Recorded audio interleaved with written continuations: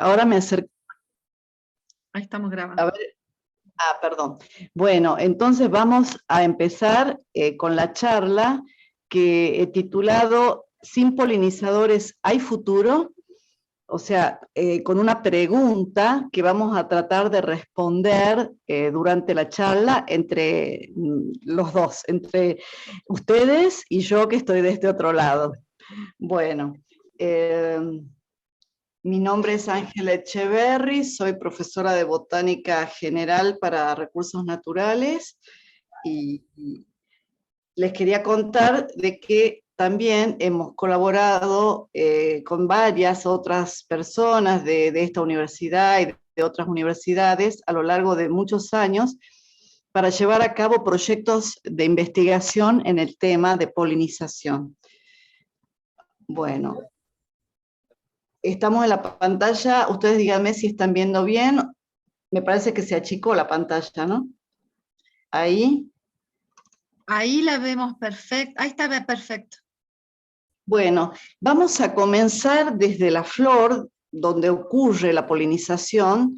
La flor es la estructura reproductiva de las angiospermas y tiene ciclos que son protectores y de atracción, como el cáliz y la corola, y los ciclos que están encargados de la reproducción, que son el androceo y el gineceo. El androceo, ustedes recordarán, bueno, es el que produce el polen. Acá están estos círculos amarillos. Y el gineceo es esta estructura en el centro de la flor que tiene los óvulos, como dice acá, los óvulos, ¿verdad? Y bueno, a ver, y acá abajo tenemos néctar y un nectario que lo produce. Bueno, las abejas visitan a las flores, ¿sí? ¿Para qué? Para consumir néctar, fundamentalmente, y también polen, y ese polen va a ser transportado por ellas hacia otra flor. Asimismo, algunas especies tienen la facultad de autopolinizarse, digamos, es decir, que son el polen de la misma flor llega al estigma del gineceo. El gineceo entonces tiene un estigma, que es la parte distal, húmeda, azucarada, donde se pegan los granos de polen, ¿sí? Luego sigue el estilo, y esto sería el ovario, que dije anteriormente, los óvulos en su interior. Bueno, cuando termina el proceso reproductivo, ¿en qué se va a transformar el ovario? En el fruto, ¿sí? Acá hay un esquema muy simple de un fruto de una legumbre, puede ser de arveja, y los óvulos se van a transformar en semillas y están contenidos dentro del fruto, ¿sí? Bueno, la mayoría de las plantas producen flores, bueno, dentro del grupo de las angiospermas, vamos a situarnos concretamente, y vamos a hacer hincapié en la polinización mediada por animales.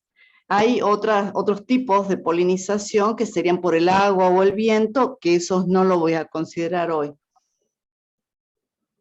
Bueno, los estudios de polinización pueden abarcar distintas áreas de investigación, y eso quería situarlos a ustedes para que tengan una idea, ¿no?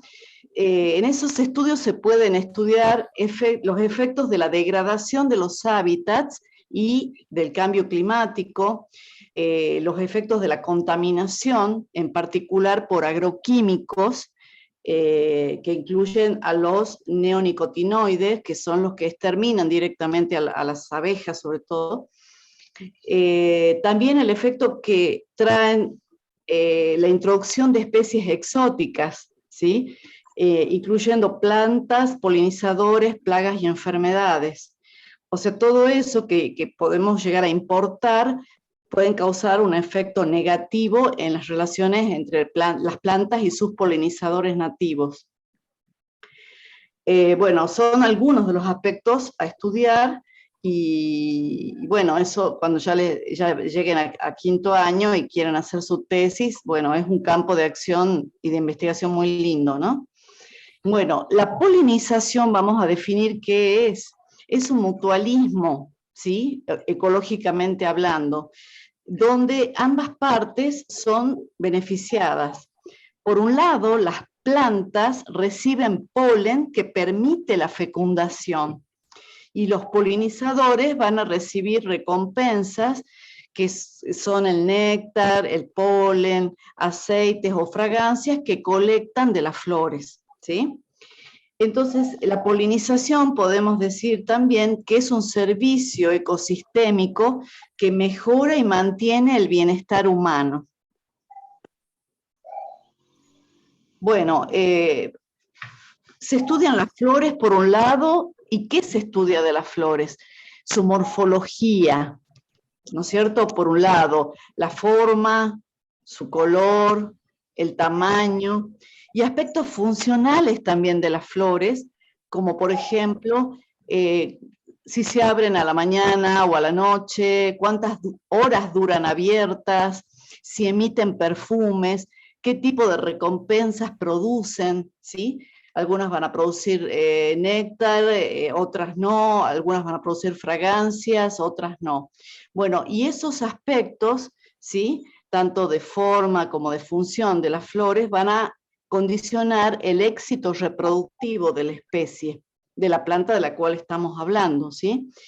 Por otro lado, los polinizadores van a contar con una serie de cuestiones referentes también a su forma, ¿sí? No son todos iguales, ya vamos a ver, a las habilidades que tienen.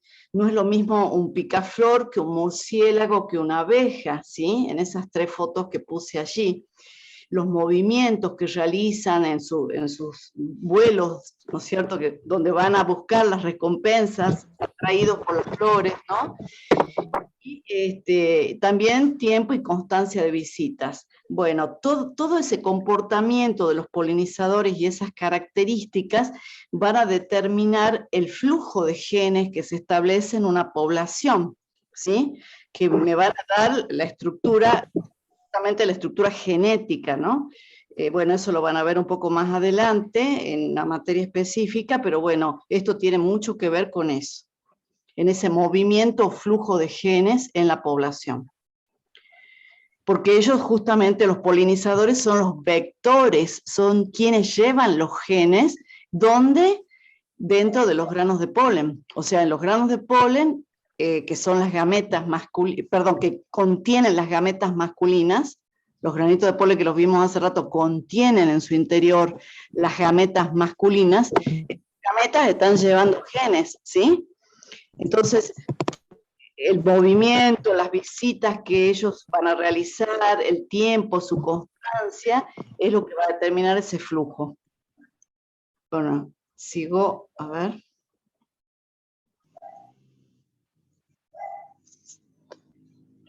Bueno, las características de las flores se van a asociar con la atracción a los polinizadores, la atracción y el uso, ¿sí? ¿De qué? De un grupo determinado, es decir, no todos los polinizadores van a todas las flores, ¿sí? Y ahí nace el concepto de síndrome. El síndrome es un conjunto de atributos resultado de presiones selectivas, ¿no es cierto?, impuestas por los mismos polinizadores, que lleva implícita la idea de que los sistemas de polinización, de que estas relaciones entre plantas y polinizadores van a tender hacia una especialización. ¿Qué quiere decir esto?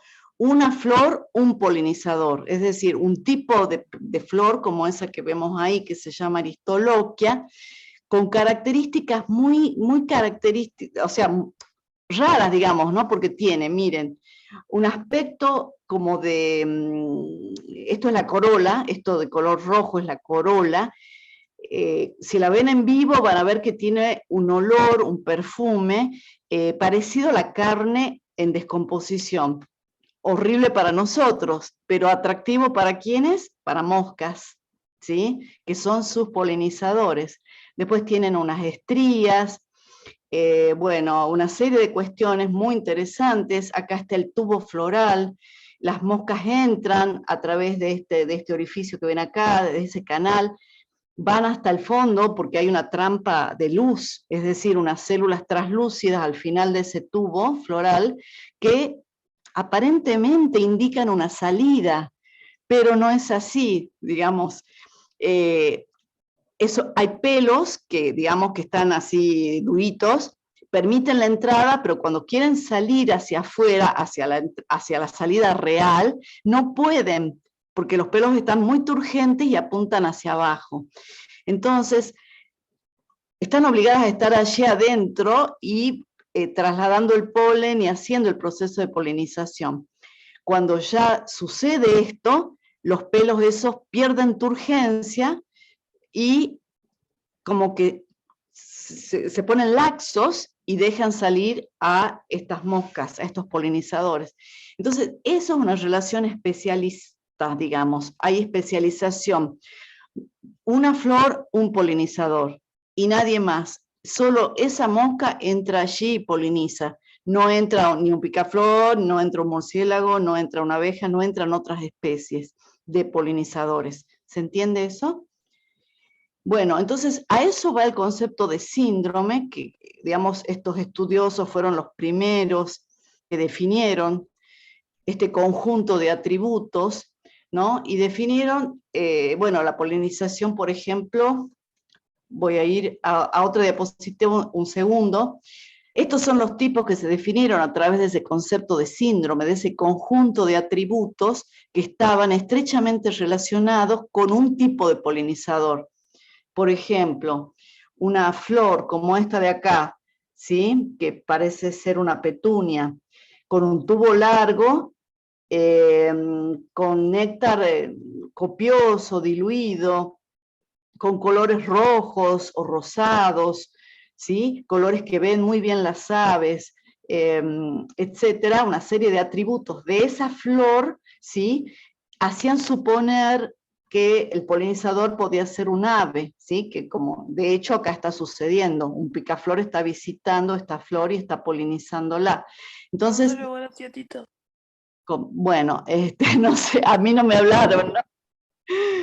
Bueno, entonces este síndrome de polinización lo llamaron ornitofilia.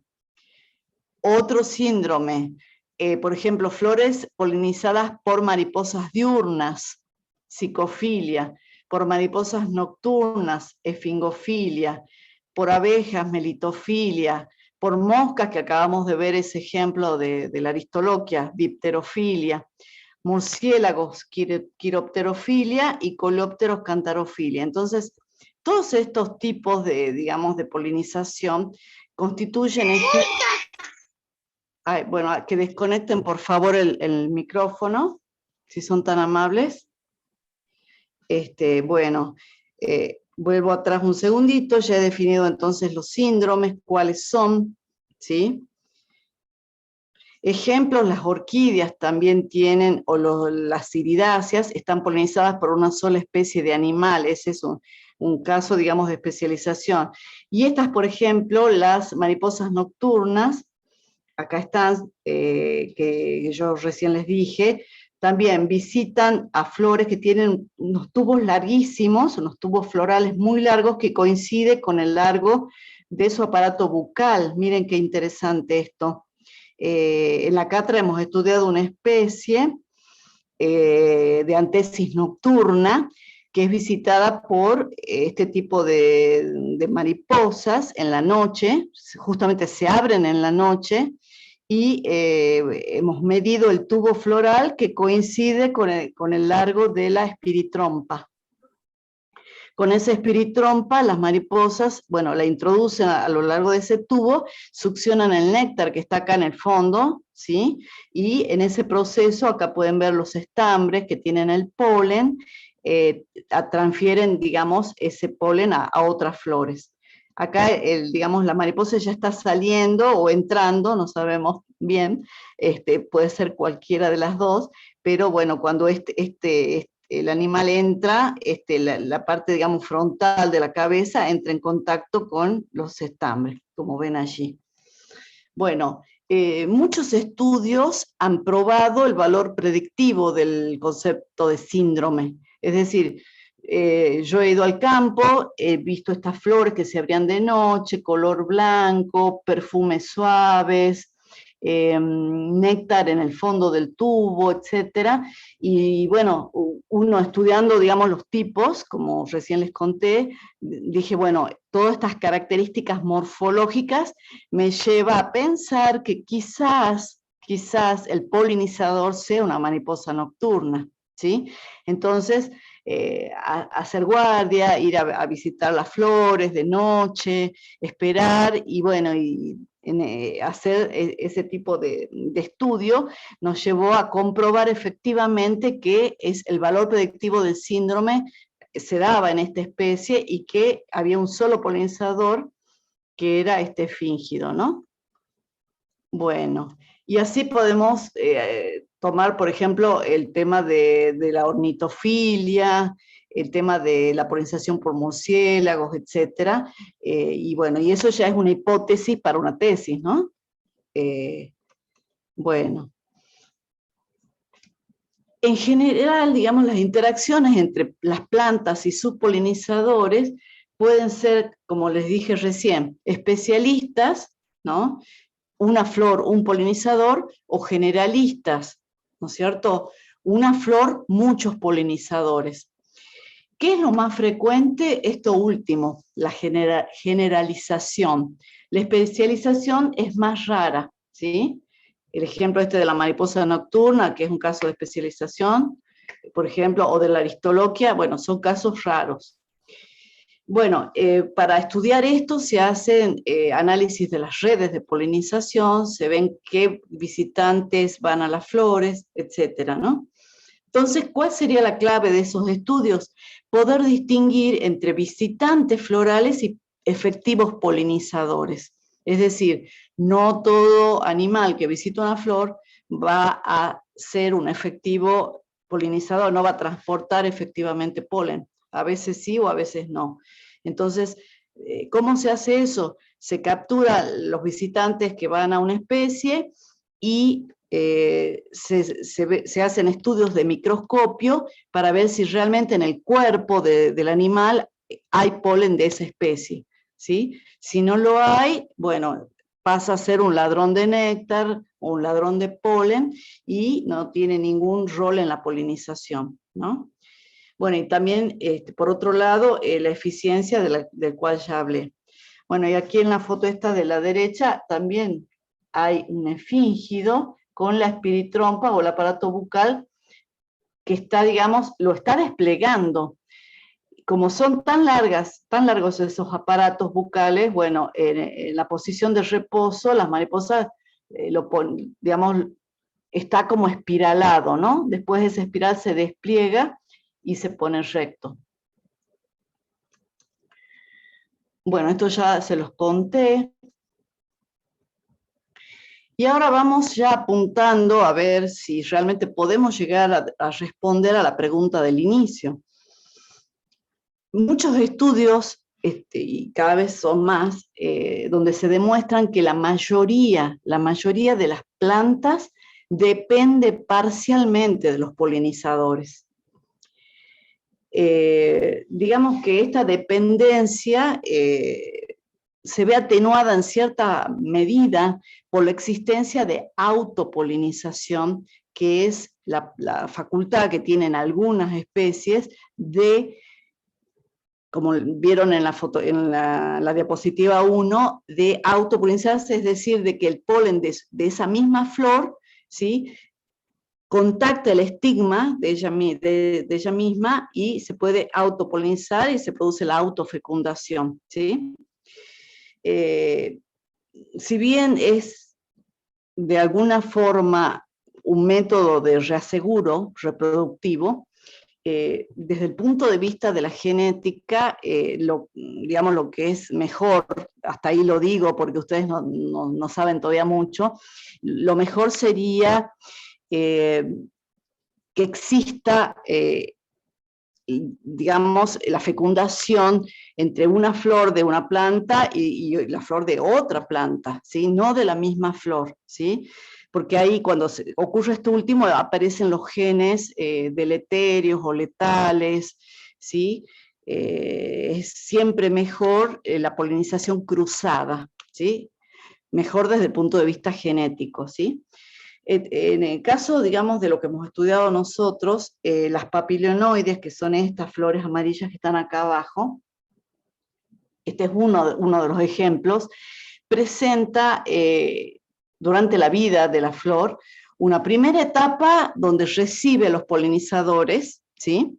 Y al final digamos, del ciclo floral se produce un acercamiento entre el androceo y el gineceo de la misma flor, favoreciendo la autopolinización.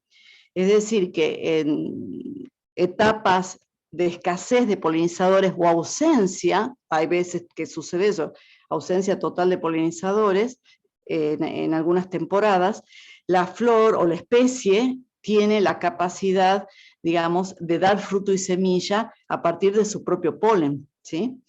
Pero digamos que prioriza la polinización cruzada, porque es la que ocurriría al principio de la vida de la flor, ¿sí?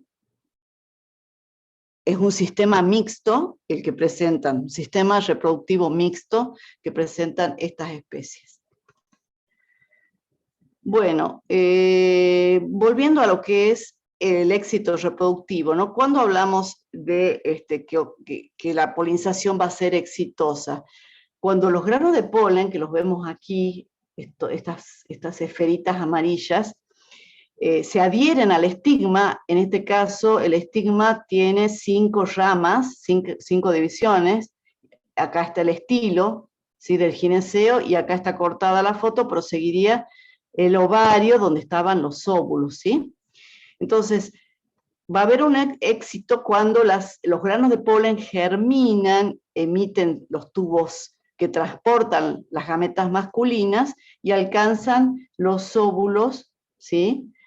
Para fertilizarlos y transformar luego estos en semillas, ¿sí?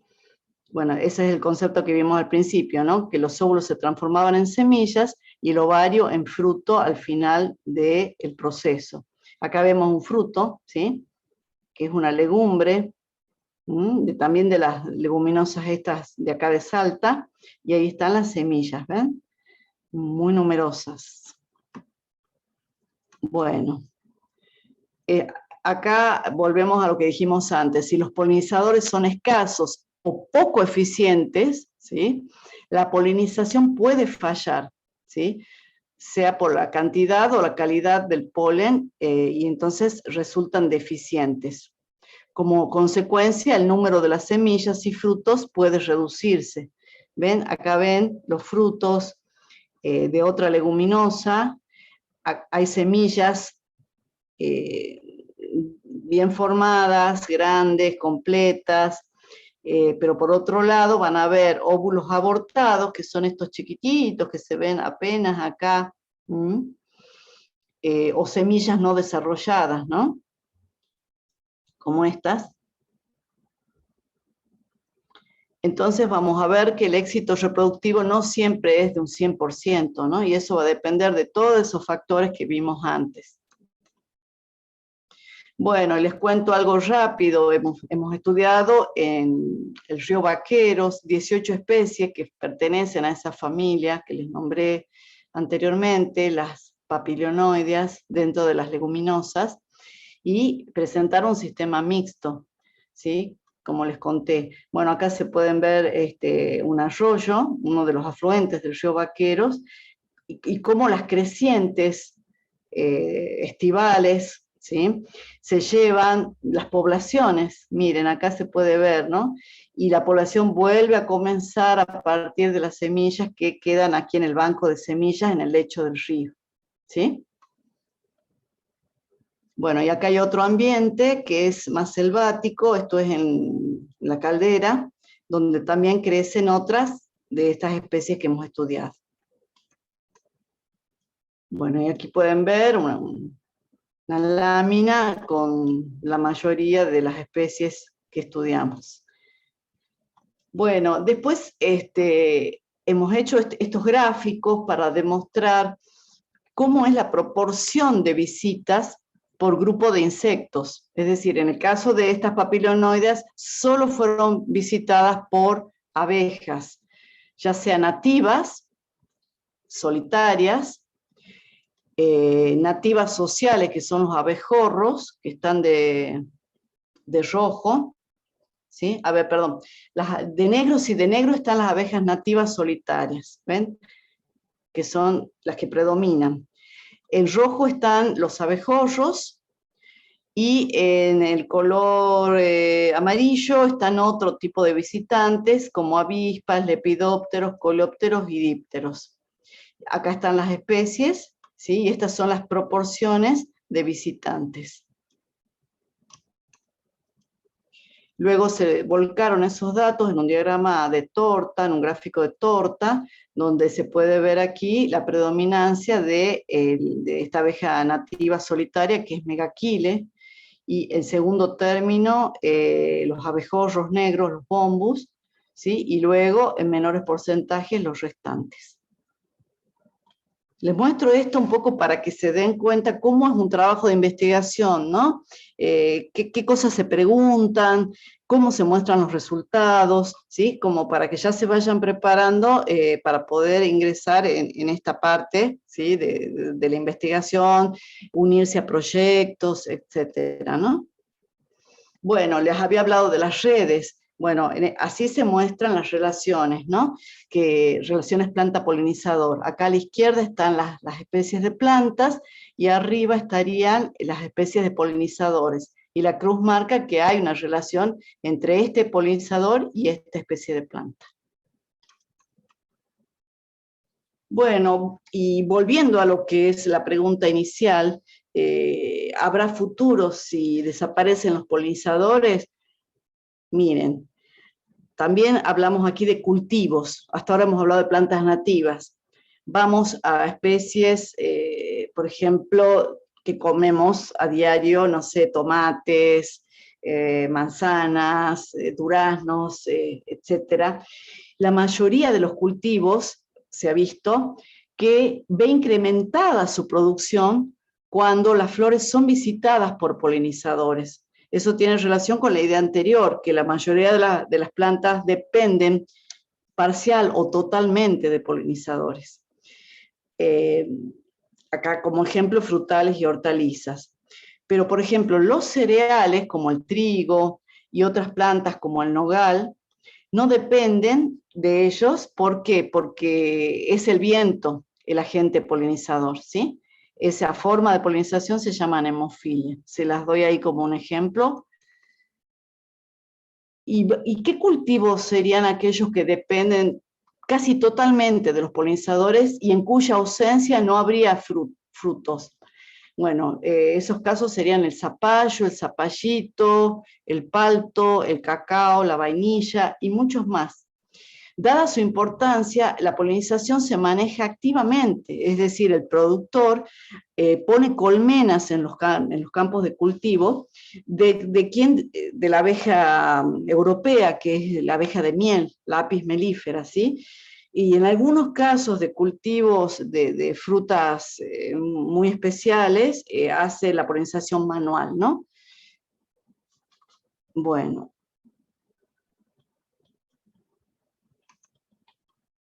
Y ya yendo a números, vamos a decir que el 70% de las plantas cultivadas a nivel mundial dependen de los polinizadores. Varía en las distintas regiones del mundo, pero ese es el promedio. ¿Y qué queda todavía por hacer? Queda mucho trabajo para entender cómo varía el nivel de dependencia según las especies. Es decir, si las plantas dependen totalmente de que un polinizador las visite para formar fruto, o si tienen algún mecanismo de reaseguro reproductivo o de autopolinización que les permite escapar, digamos, de ese fracaso total que sería no ser visitada por ningún polinizador y no formar fruto. Entonces, primero, digamos, estudiar esto, dar esta información y para ver qué acciones hacemos, ¿no? De movida siempre la protección de la biodiversidad va a ser un factor o un hecho realmente muy importante cada vez más. Así que, bueno, los cultivos que se realizan en la Argentina, por ejemplo, manzana, pera, durazno, ciruela, etcétera, sin polinizadores bajaría más de un 40%. Esos son algunos de los números que se manejan. Incluso la soja es moderadamente dependiente y se requieren todavía más estudios. Bueno, entonces eso de saber quiénes son los polinizadores más importantes, ya tanto de los cultivos, bueno, nos interesa mucho porque es lo que comemos, y las plantas silvestres también, bueno, por la importancia biológica, ¿no? Bueno, y hasta acá llegamos con esta estampilla muy bonita de Estados Unidos, donde están mostrando los distintos tipos de polinizadores, ¿sí? Murciélagos, abejas, picaflores, mariposas, y bueno, y no olvidar que un mundo sin polinizadores es un mundo sin plantas. Muchas gracias. Muchas bueno, gracias, Angelita. muy bueno. Muchas gracias. Excelente. Gracias a ustedes, y si quieren hacer alguna pregunta. Después de la reflexión es un mundo sin plantas, queda un punto suspensivo, y si no hay plantas, ¿qué es lo que no habría tampoco, no? No habría vida, no habría oxígeno. O sea, Dependemos totalmente, porque, digamos, somos consumidores en la red trófica, y bueno, hay muchos que son vegetarianos, otros que no, pero bueno, si comemos carne, bueno, ese animal comió una planta antes, ¿sí? Claro. Es un círculo de equilibrio, Mateo, muy bien, seguro. La protección de la biodiversidad, la conservación, como les dije ahí al final, tiene que ser para ustedes así, algo que esté grabado a fuego, ¿no? Hasta hay abejas, bueno, es un mundo este tema, pero hay abejas tan chiquitas, tan pequeñitas, que tenemos colectadas, y que increíbles son los microhimenópteros. Es increíble cómo hacen su trabajo, cómo visitan las flores, cómo tienen el polen. Es hermoso, hermoso, y bueno, menos insecticidas, ¿no? Por algún lado hay que empezar, pero el tema de insecticidas realmente los mata, ¿sí? Directamente los mata a las abejas. Ángela, hay una pregunta, dice, ¿sería posible que sin polinizadores las plantas evolucionan para ser autofecundadas? Sí, sí, seguramente que sí, pero ¿qué va a pasar? Es como un camino de degradación, digamos, porque las plantas cada vez son más débiles, ¿me entendés? Porque aparecen genes, como yo les decía, letales. Es como que hay endogamia, no sé si escucharon hablar de eso, de la endogamia, ¿no? Que es la reproducción entre seres emparentados, ¿sí? Entonces, no es beneficiosa, realmente no, es todo lo opuesto. Entonces, sí, puede haber, digamos, una continuidad durante un tiempo, pero ¿hasta cuándo? No sabemos. ¿Sí? Yo fui a una charla que justo preguntó eso y decían que era un camino hacia la muerte. Es bastante choqueante así, pero decía en inglés, ¿no? Dead Path, algo así, y bueno, era una genetista, una capa de Norteamérica, y dice, bueno, sí, ¿hasta cuánto sería? No sé, unos cientos de años más, y después ya iría bajando.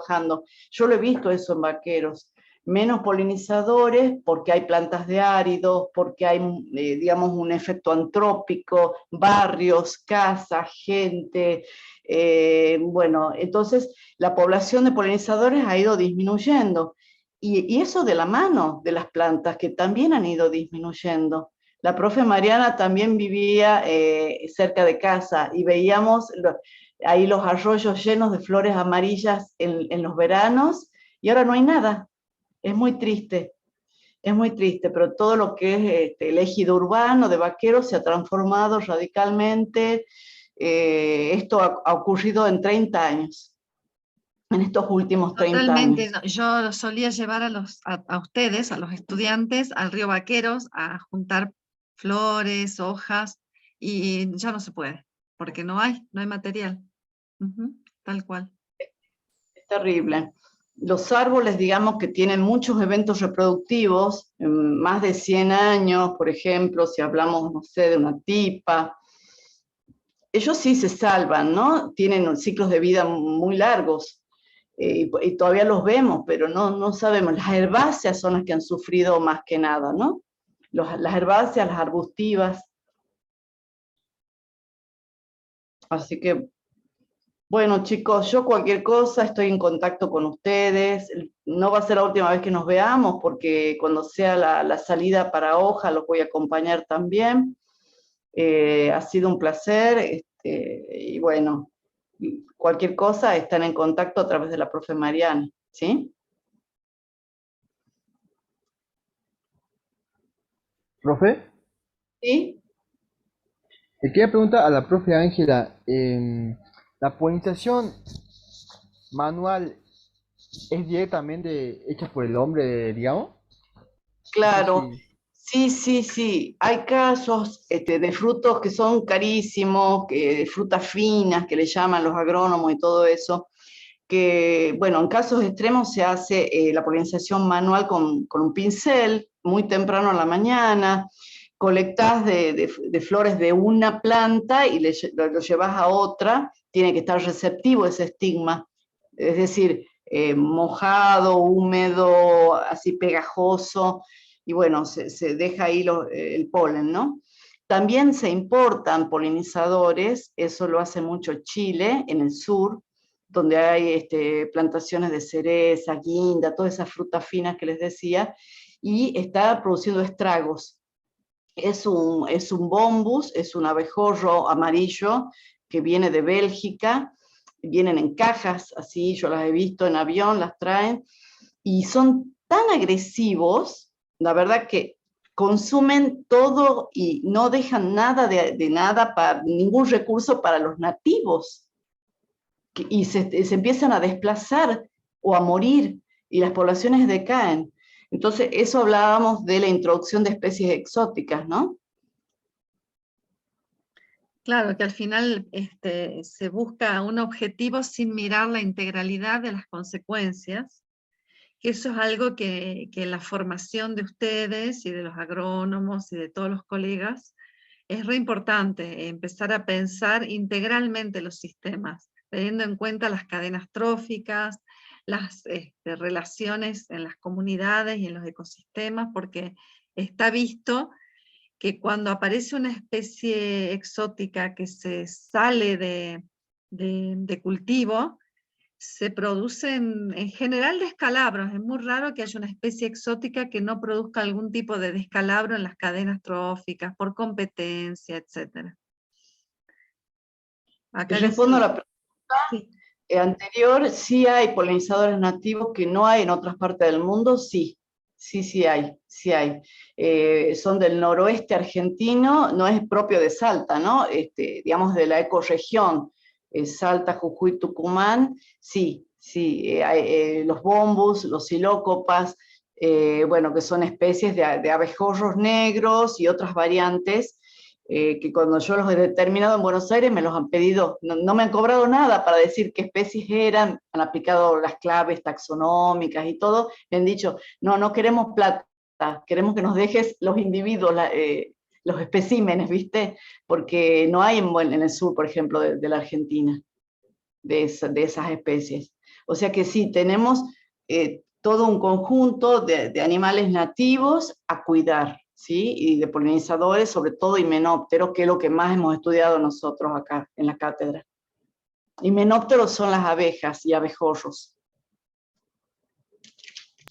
Profe, entonces la miel puede ser un ejemplo, digamos, con la jaula que usted mencionó. Bueno, sí, esas colmenas que acercan los productores son de la otra abeja que fue importada de Europa. Cuando llegó Colón a América, trajeron, luego, por supuesto, trajeron esa abeja, ¿sí? Que se llama así, la abeja de miel, Apis mellifera. Ya está tan distribuida, digamos, en todo lo que es América, que digamos que prácticamente ya es una especie más, porque hace un rol de polinizadora, o sea, cubre baches en lugares donde otros no hay, donde los nativos están faltando, entonces no se la considera, no se la ve con tan malos ojos, digamos, ¿no? Pero esa abeja, desde ya les digo, ya tiene sus 500 años acá, en estos lares. Bueno, vamos a ir Y cerrando, si les parece. Es importante, si han estado escuchando atentamente, hay muchas palabras nuevas que hay que pensarlas para ver si las han comprendido. Por ejemplo, la palabra antesis, me parece que no la conocen, y que estaría bueno que la busquen en los diccionarios, o que la conversemos mañana en el teórico. Y luego algunas otras que yo me noté acá, que se las voy a comentar mañana, pero algunas son palabras simplemente de castellano, como atributo, la palabra valor predictivo, o el concepto, o la palabra síndrome. La vamos a conversar un poquito más mañana, pero es muy interesante haber podido escuchar la charla, porque nos incorpora conocimientos y razones por las cuales estamos estudiando la carrera que estamos estudiando. Y mañana vamos a tener el teórico de flora, así que vamos a ver con más detalle todo lo que hoy mostró la profe Ángela. Así que Ángela, muchísimas gracias, hermosa la charla, te agradezco mucho. Y bueno, otra vez disculpas por los problemas del martes, y menos mal que hoy pudimos reunirnos y salió preciosa la charla. seguro, y hay muchos temas más referidos a este gran área del conocimiento, así que si tienen ganas de saber más cosas, cuando ya avancen y estén, no sé, con más tiempo, podemos seguir conversando. Bueno, nos despedimos ahora, cierro, termino la grabación, y cuando la grabación esté disponible para mí, la subo en el Moodle, o veo si la puedo mandar por WhatsApp, no sé los pesos y lo tengo que procesar. Bueno, gracias a todos.